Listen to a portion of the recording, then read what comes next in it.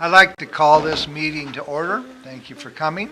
First item on our business is a annual report from the Christmastown Kiwanis, Bluegrass from the Forest, and that will be presented to us today by somebody I've known for 35 years. Dwayne Wilson. Dwayne, come up and share your report with us, please. Thank you, Mayor Krantz. Our event this year was in May 17th, 18th, and 19th.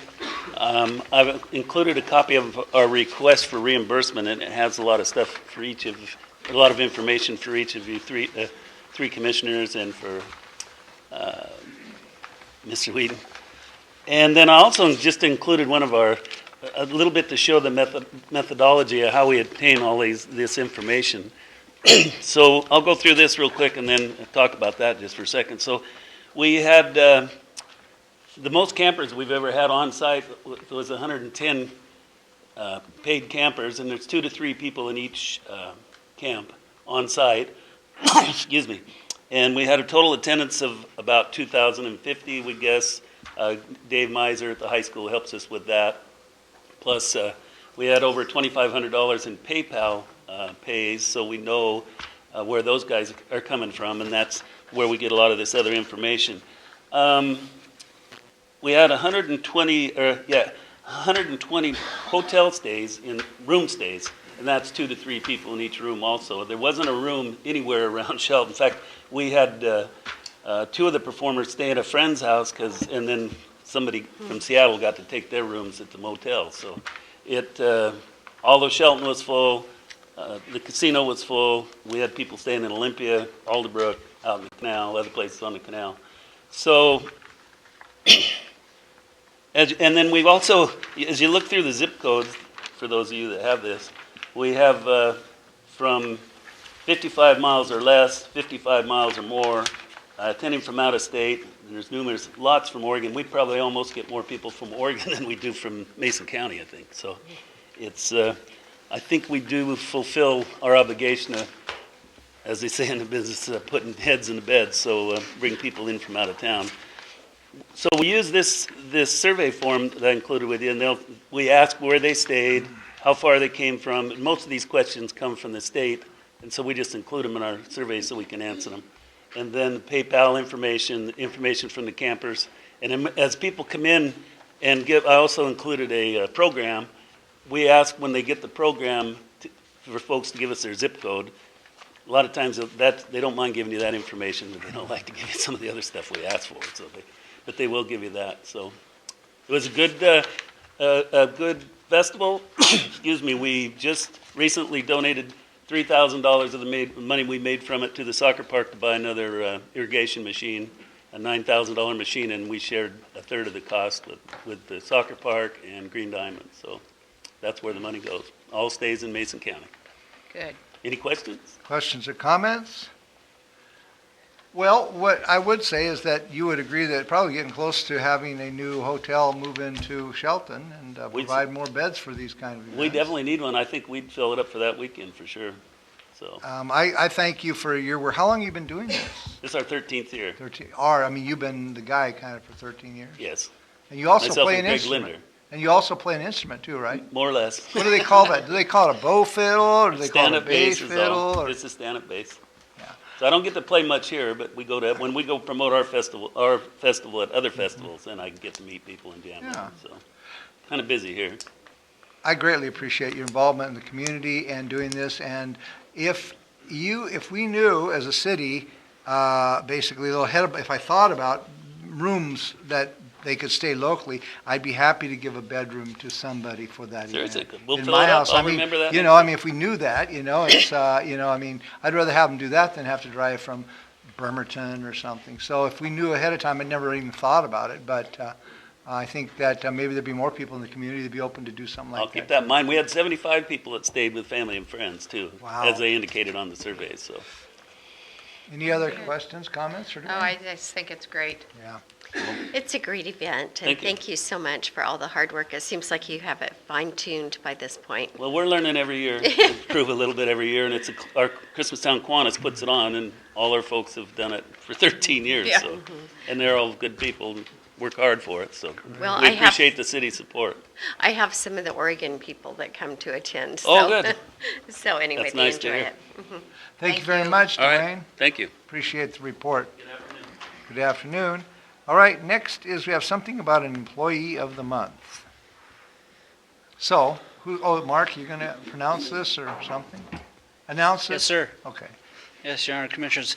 Actually, first, I'll preempt the Employee of the Month presentation to recognize a city employee that's leaving us today. Kurt Johnson has announced his retirement from the city after 17 years of service. So I think it's important to recognize all that Kurt has contributed to the city over those 17 years and publicly recognize him for everything that he's done. A couple of the big projects Kurt has been involved with is the project manager of the fire station remodel and construction project that added the bays, turned a 1932, right? 1932 building into current structure, saved the historic structure from 1932, added bays, living quarters to that. How much was that project? How many millions? Yeah, about $4 million project. Managed the reconstruction of the upstairs here that brought the rest of the city staff into this building, not just the police and the courts, but brought all administration, finance, community development, engineering, planning, all of those departments into this building as well. And there's a lot of projects on a daily basis that really, I'm not going to list for you today, but they all included all the city buildings, the Civic Center, the library, a lot of projects down there. The museum recently went through a facelift with Kurt's management expertise. Again, the fire station and other outside buildings at treatment plants and city shops as well. Kurt's not only leaving, but he's taken 17 years of institutional knowledge with him from the city of Shelton, which is going to be really hard to pass up. He's got a lot more than 17 years of experience in electrical, plumbing, construction, HVAC, and other trades that really probably impossible to replace. But we're going to give it a shot with his with the fine job he's done in leaving us in good hands here. I'm reminded about that on a regular basis as the last week has gone by, and Kurt's talked about PBXs and UPSs and phone systems and fire alarm systems and elevators and a lot of stuff that I'm trying to glean from him before he heads out the door, so we can manage that in the best possible way that we can. But today is to wish Kurt, best of luck in his future endeavors and thank him for all that he's done. I know he didn't want to make a big ceremony about this, so we've just got a certificate and I can hand it off to him, and anybody who wants to wish him well on his on his next step can do that at any time when they run into him. So.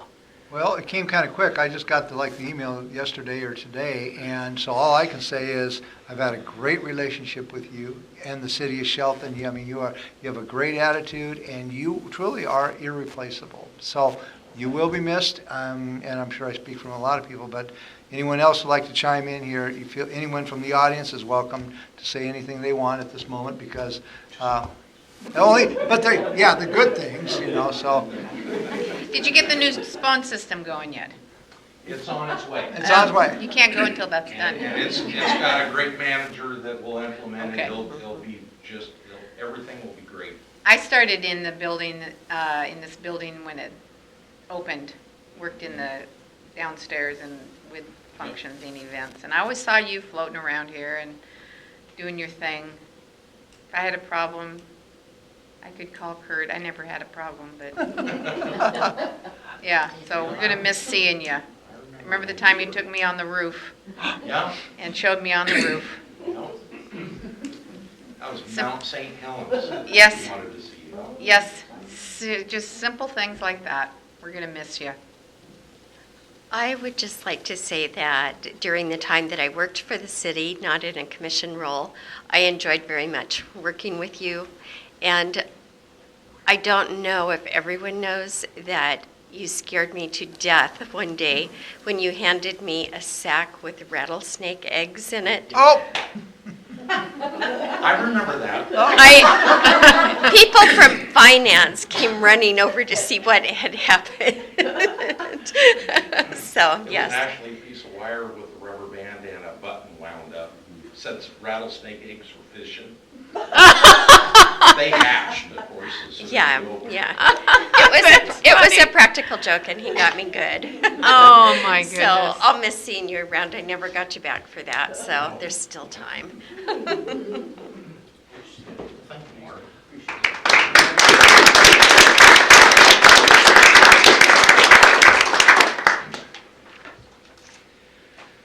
Okay, now for our Employee of the Month of July. I've got the pleasure of presenting Jason Dose, our Senior Planner at the City of Shelton, the Employee of the Month for the month of July. Yes, he didn't know. And No, he didn't. so Yes. Jason will want to speak. Get out of the way. So during Jason's 10 years with the City of Shelton, he's proven to be the ultimate can-do employee. A recent example of this was his manager of the city's code enforcement duties while simultaneously taking the lead role in the city's comprehensive plan rewrite, handling all development and land use planning permits, and breaking in a department director, this guy, that knows very little about land use planning. Through the application of his unique negotiating tactics, creative reasoning, and good-spirited tenacity, Jason was successful in facilitating the cleanup of several derelict properties in Shelton over his time. A Shelton resident recently wrote to Jason stating, "I am trying so hard to get our neighborhood cleaned up, and without you, nothing would have been done at all. I thank you so much." So we saw some of that work on the south side of town. Jason's work effectively in multifaceted role isn't anything new for him.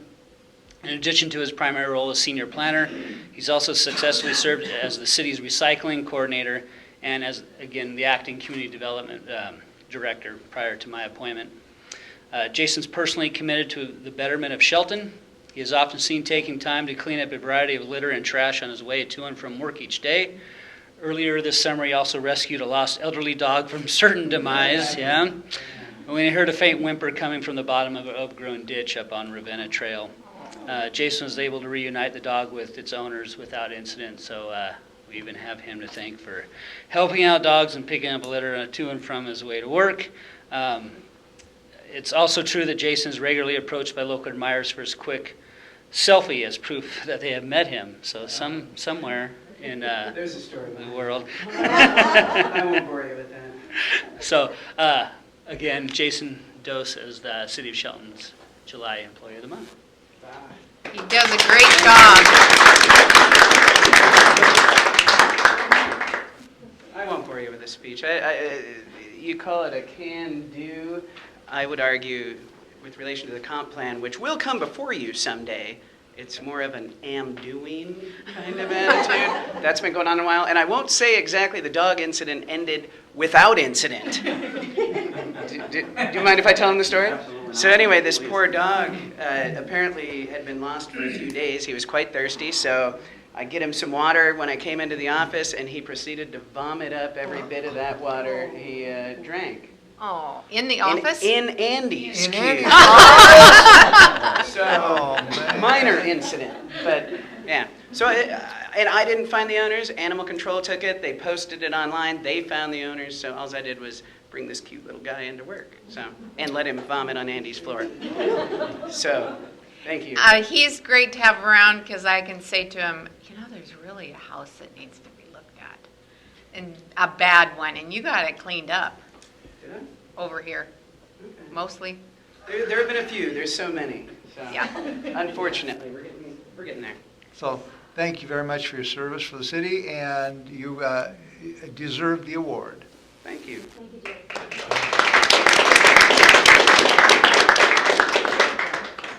All right, next is general public comment, and Vicki Look will tell us if we have, I think, somebody signed up. We do. Mary Eggleston?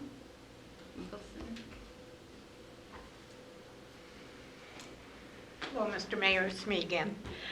I just would like to address just a couple things real quick.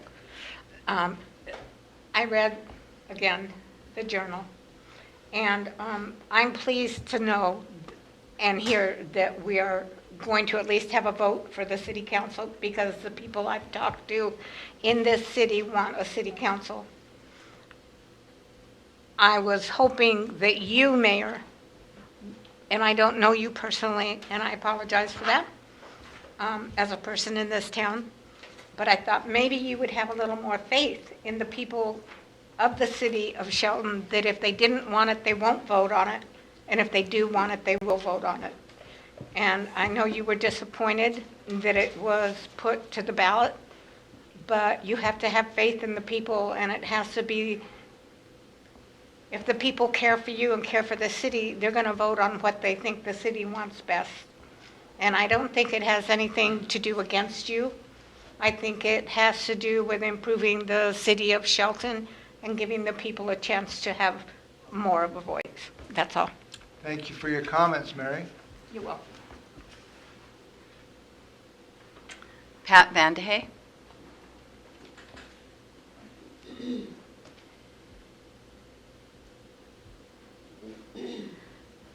Patricia Vandehey, 111 Southeast Lupin Place in Shelton. I too would like to add my delight when I found out that there is going to be a petition before in the ballot in the fall for deciding on increasing the number of commissioners. I think it's long overdue. What we have now has been in effect for 72 years, and I don't think it has anywhere near done anything that has helped the city. We need more of the citizens' input without any oversight from any other department. It should be totally independent, and it should be, they should be given a chance to go over all the information and read it and think about it and make a decision. We're the only city in the whole state of Washington that's still operating on these three-person commissions, and it just doesn't work out. And this is going to be I think, a much better process and much more democratic. Thank you. Thank you for your comments. That's it. That's it. All right. Moving on, we have our weekly commission reports, and so Commissioner Moore. Okay. Did everyone make it to Pancakes in the Park last weekend? No. Oh man, it was a good time. I took the early shift, so I missed a lot of people, but I was there serving. Goodness, I'm sorry. Here we go.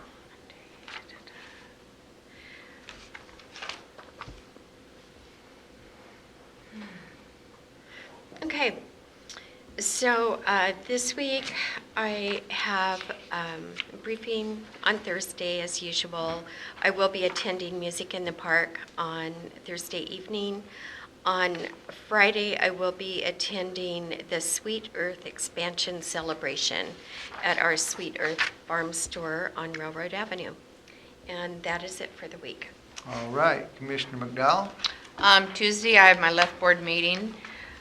Thursday, I have my briefing with Ryan, and Friday, I am going to be attending the Exceptional Foresters 60th year anniversary celebration out at Squaxin Island Community Kitchen. And that is Friday. And remember, Election Day tomorrow, everybody. It's really important, too, because to get your ballot in on time, because there are people that will put it in some of the mailboxes around town, and sometimes they miss the mailing because post office picks it up at 2:30 in the afternoon or 3 o'clock in the afternoon, and they're thinking that they can get it in there and have it safe. So make sure that everybody puts their ballots in and checks the time. Thank you. I am also planning to attend on Friday, the Exceptional Foresters celebration. Other than my daily conversations with citizens and staff briefings, I have no other city-sanctioned board meetings to attend this week. So that completes our weekly commission reports. And next, we'll be moving into the business agenda. And first on that is Community Development Director Mark Ziegler is going to talk to us about a historical bandsaw and other things. Thank you, Mayor, Commissioners. Today I'm bringing you a recommendation from the Shelton Historic Preservation Board to place the historic log monument and bandsaw monument on the City of Shelton's Historic Register. These structures are located up at Overlook Park on the south side of town on Highway 3. The Shelton Historic Preservation Board has conducted a review of these structures. Amongst the criteria in that review are 4 categories, including significance of the structures, their historic integrity, the age, and the specific criteria or area of significance. The log monument is a 10-foot diameter, 2.5-foot thick cross-section of Douglas fir tree from the Grisdale operations of Simpson Logging Company. The upper half is carved with the City of Shelton, followed below by Home of the Evergreen Forest. The lower half is carved with dates depicting important events in world history, starting with the sprouting of the tree in 1289 and ending with the first commercial logging in 1853 in Mason County, so when commercial logging started there. It was erected by the Mason County Forest Festival Association and dedicated to the centennial of commercial logging in Mason County, which was 1853 to 1953. The bandsaw monument is a large bandsaw wheel that sits on 2 metal cradles with a metal saw blade coming out of the monument's concrete base. It wraps around the bandsaw, going back into the concrete base on the other side. One of the largest ever built, it's 11-foot wheel, ran on the Shelton waterfront from 1926 to 1962. The bandsaw wheel was the largest ever that was casted for a head rig to cut logs into lumber. The bandsaw was powered by steam, and the lumber industry, it really was significant in the lumber industry because it could cut old growth timber with diameters of 6 to 9 feet at that time, and the average production went from less than 30,000 board feet a day to surpassing 100,000 board feet a day with the installation of this large bandsaw. Again, the saw wheel was used from 1926 to 1966, about 40 years, supporting all those in the logging and lumber industry, which was obviously at that time the leading industry in Mason County. So the commission has the opportunity in front of them today to, if they concur, to place the historic bandsaw and log monument structures at Overlook Park on the action agenda for August 7th. I think it's a great idea. Yeah. Mark, I had a question about this. Which criteria are you suggesting that it be placed under? I was going through, so obviously,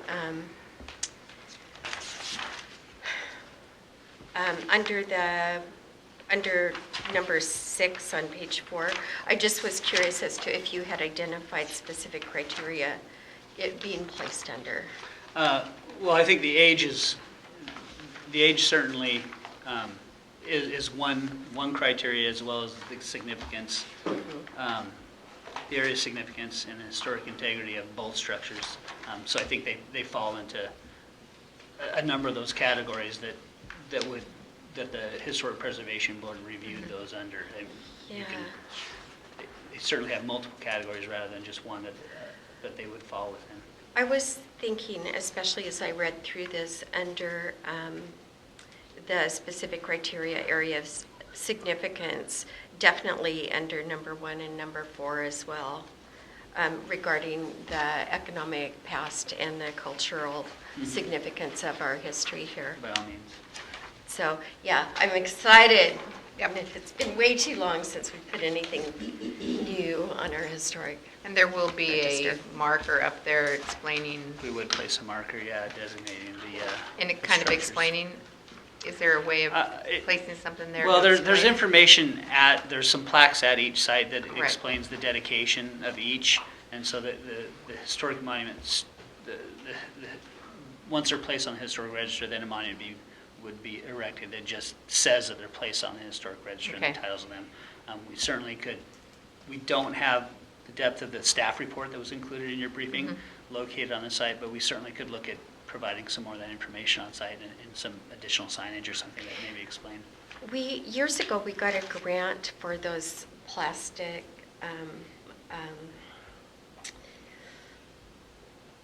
plastic plaques that had a little more information, and they were almost all destroyed immediately. So I don't know. If we do something like that, it would have to be some material that would be We certainly have to take stronger. into consideration Yeah. all of the environmental elements as well as the yeah. other elements that might come into play with. But if we just have a little information, that's all the more reason to send people over to the museum too. So, thank you. I'm all in favor of this. Yep. One question here. I'm sure this would have been considered an old growth tree, seeing as how it was planted, and you say 1289?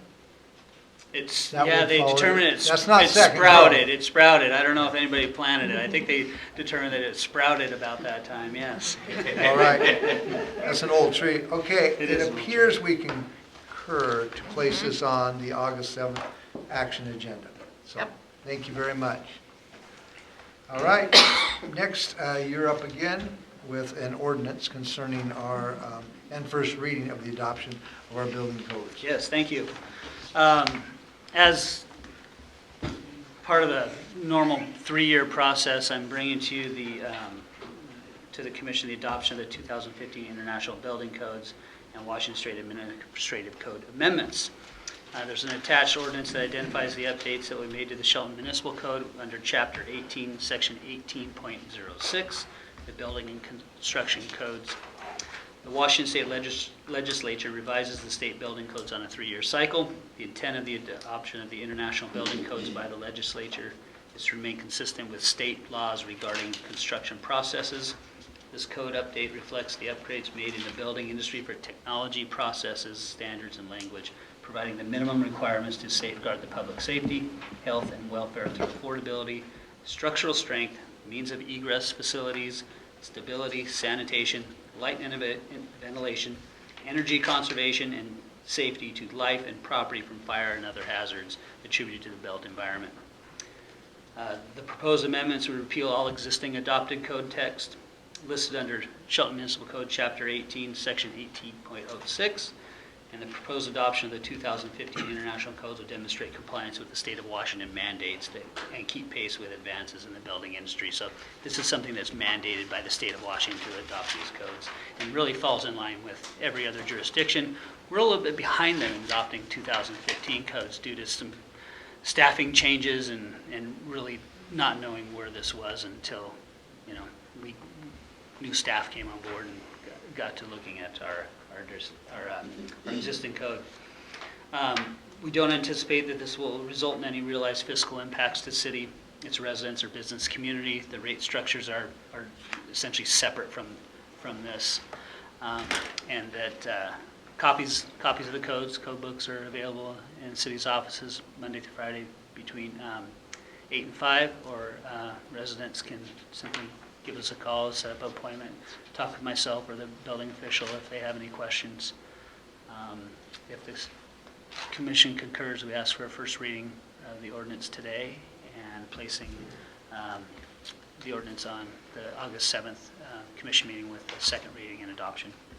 Questions or comments for Mark Ziegler? No, I was just going to say, it seemed like there weren't any significant changes that I noticed, anything terribly different that jumped out at me. I can't speak to specifics. I certainly don't know the code book. There's obviously changes within the code, but yeah, as far as I know, I don't think that there's really anything that's going to be of surprise, especially at this late of date of adopting it to Yeah, really. anybody in the construction industry. Yeah, I was really glad to see at least the mention in here of the alternate materials and a method to use those, or a method to bring something like that in. So, good. I'm in favor. Yeah, we're mandated by the state, so I don't know how many options we have on this.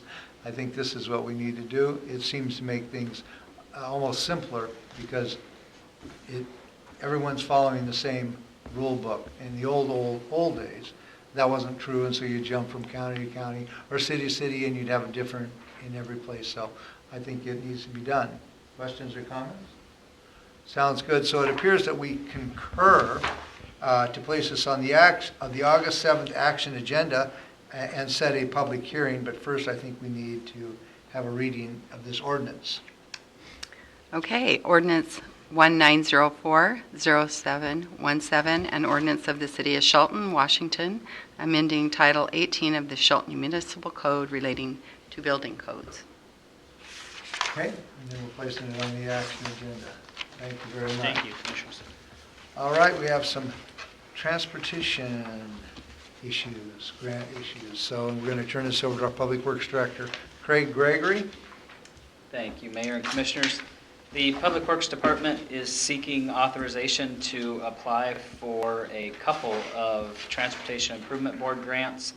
The first of which would be a project that would run from First Street to C Street on Alder and Olympic Highway North. It would be a fairly large project that would include intersection improvements, new asphalt streets, illumination, sidewalks, streetscape, ADA ramps, and ADA improvements, stormwater improvements, and would be, right now, the engineer's estimate for that project is estimated to be approximately $4.2 million. This grant application is due to TIB by August 18th, and we have been working with Gray and Osborne through a contract with them to get a 10% design to scale that project and see exactly what it would entail and what it would actually cost. Questions or comments from the commission? I failed at figuring this out right now. So with our grant match, what would the match amount be? We would be looking at around almost $1.3 million of city funds to Okay. go towards that project. That wouldn't be, well, that would be the match. It wouldn't be fully city funds. We have already started talks with PUD3 and MTA to form partnerships for this project. The talks have gone very well so far. PUD has talked about providing illumination the entire distance of that project, which would be fabulous, which would go towards the grant match that we would need. And also MTA has been contacted and has talked about some rapid flashers for crosswalks and also the bus pullout at 8th Street. So that would also go towards the match. There are some stormwater upgrades that we would need to do. So it wouldn't be all street money coming out of the city either. There would be some out of the utility stormwater to do those upgrades that would go towards the match. So we haven't figured that out exactly or what that would look like. So worst case scenario, you would be looking at around $1.3 million in match, but not all of that would be city funds and not all of it would be out of transportation. Oh my gosh, it's so exciting just to think that we actually have match money now. It is very exciting. It was It's good to know. amazing. Want to thank Finance for getting us those numbers and pulling all that together in fairly short order to let us know exactly where we were at with funding. So Yeah. that certainly helped. Now, I almost hate to ask this, but is this specific grant, I realize there's a date to turn it in and all that, but is it part of the monies that would be affected by the state budget? It is not. They are in the general budget. They are not in the, TIB is not affected by the capital budget. Theirs is set forward in the general budget, so they have not been affected at all Okay. with no capital budget moving forward at Well, this that's time. good news. Yes, it was very Okay, good news. great, thank you. You're welcome. Questions or comments for Craig Gregory? You know, we have people speaking the rumors around town. We have this money in this fund, a TBD fund, and why aren't we taking that money and doing some smaller projects? Can you explain the way you explained it to me, that we were saving this money for match grants, grant matching, which makes our money go further? That is correct. What- Yes. Could I interject for Sure. just a second? I wrote this down last night. So I wanted to say it, and then you can talk, okay? Is what we're doing is using partnerships and the TBD money for matching funds so we can get the biggest bang for our buck in street repair. So, to answer your question, and I'll let him talk, but I was so excited that I wrote that down, it didn't seem to answer your question. I want to get that, what we're trying to do is leveraging so we get a $4 million project for not 1.3 because of partnership, but even less than that. And that the success of this grant money and doing it right can push us ahead a lot farther than using that existing pool of money, in my opinion. Now, you can answer her question, but I want to make sure I snuck that in. That is correct. There were quite a few different factors that went into determining what projects to go after and what we have actually done. But I guess what is very important with this is we haven't necessarily dipped into the TBD money at this point, but we have done quite a few in-house paving projects, residential streets. We went back through our records, and over the last 5 years, we've done right around 40 blocks of residential streets, and most of that was through either general fund money or the majority of it was through REAP money. So with the TBD money just coming in middle of last year, it started, and not knowing where those funds were at, it would have been difficult to expend any of those without knowing exactly where we were at. This last year would have been the first year we could have budgeted for it, but I think the mayor did hit it right on the head as far as what we are trying to do. When we sat down, when I first moved into this job 8 or 9 months ago, we sat down with the entire crew and said, what are our priorities? What drives those priorities? Are they gravel roads? Are they residential roads? Are they larger projects that need to be done? And it really came down to the economy of scale and really what we were looking at for budget and prioritizing what was costing us the most. And what came out of that were gravel streets really were the lowest priority at this point. I know that they are not what we necessarily want this town to have, but at this point with our funding and what we had at that point to get paving projects done, to maintain a gravel road is the least expensive road to maintain. We've also got asphalt roads out there that need to continue to have maintenance done on them, which are fairly expensive, and the more that you let those roads go, the more expensive they get as you move forward with repairs. So as we can see on this project with Alder Street, it's gotten to a point where it is very difficult. It's not going to be just a road that you go in and just overlay and it's done. It's past that point, so we are looking at several different options. It also goes back to just leveraging funds not only through partnerships, but I guess I would call the TIBA partnership because we are utilizing their money instead of ours. But to qualify for those, it's not just residential streets that you're talking about. Actually, you can't apply for grants through residential streets. There's a map of our federally classified routes, and those streets to apply for a grant have to be designated as a federally classified route, which those colored roads are. And fortunately for us, we have quite a few federally classified routes. Most towns have a few. We have a large number of our roads that are major arterials that are designated. So we have the opportunity to apply for those grants. And with some of those other roads, especially the gravel roads, there are other factors that I think maybe the public doesn't see.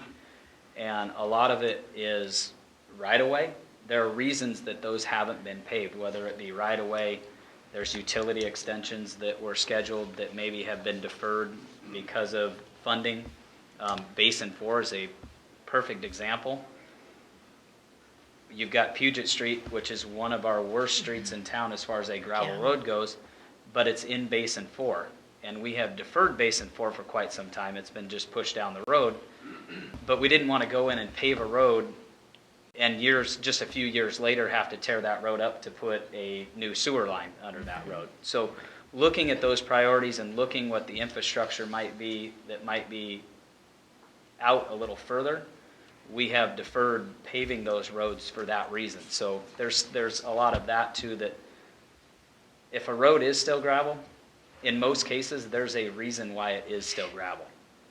It's not just that we have just put it off and said we don't want to do that road. It is something, a bigger factor that may figure into it. On those roads, you've listed all the roads that need to be read. They're in order of getting to them eventually, right? Correct. And Yes.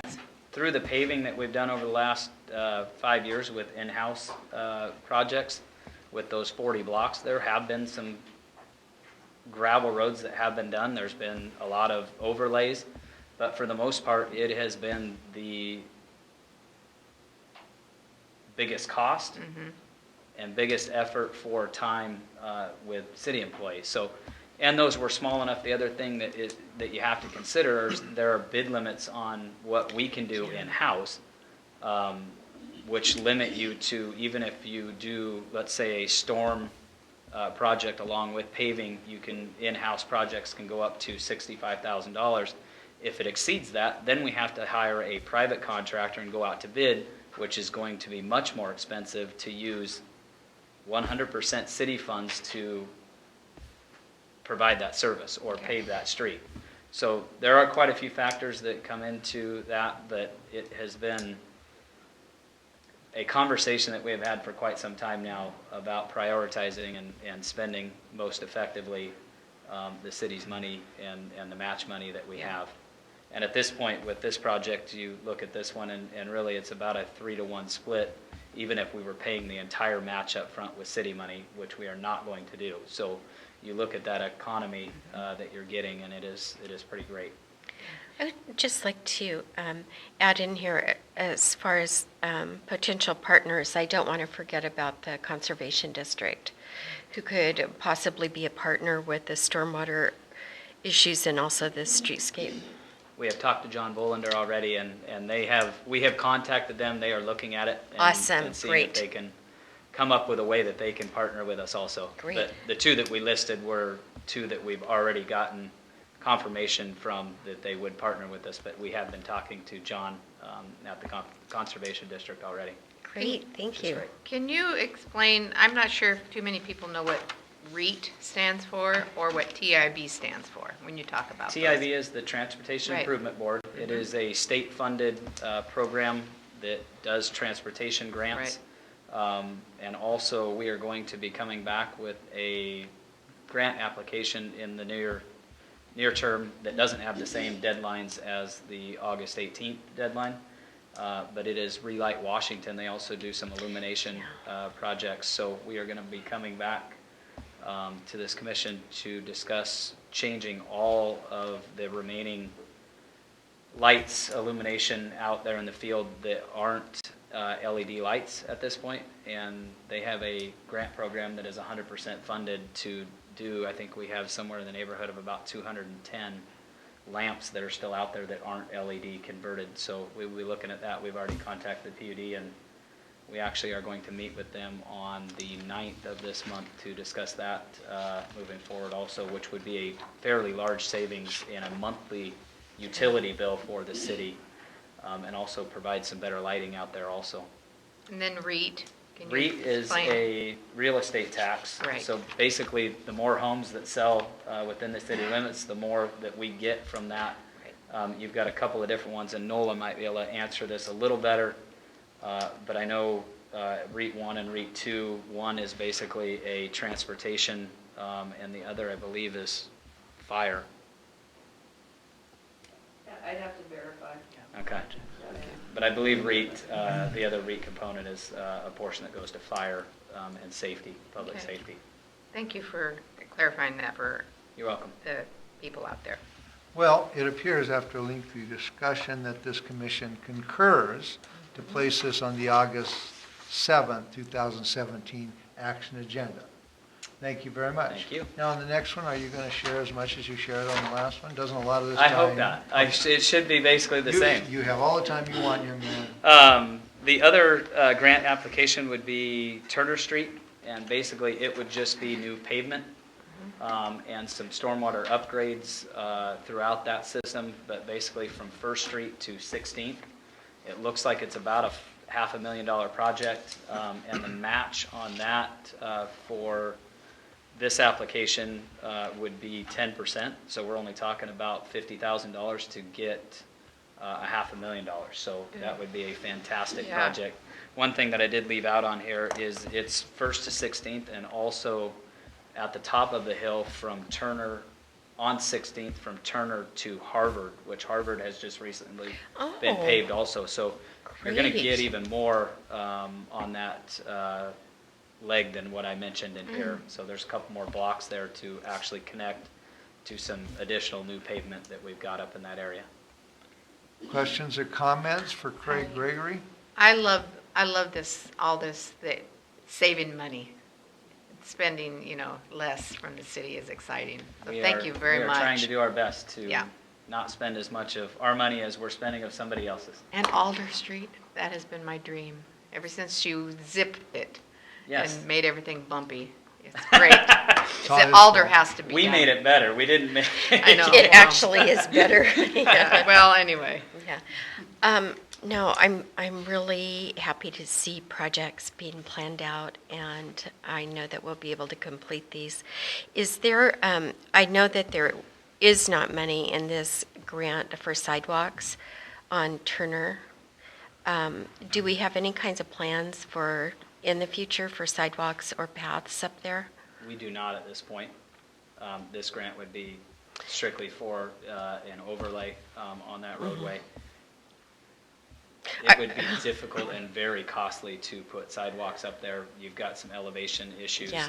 I know they would be wonderful, but when we started looking at this particular grant and where it falls, sidewalks were not included, ADA ramps were not included, and this project would go from, I think we estimated it out, and it almost tripled in cost by doing the full stormwater upgrades and sidewalks. So, Oh, I'm surprised actually it wasn't more than triple. yeah. And for the estimate. No, this will be great.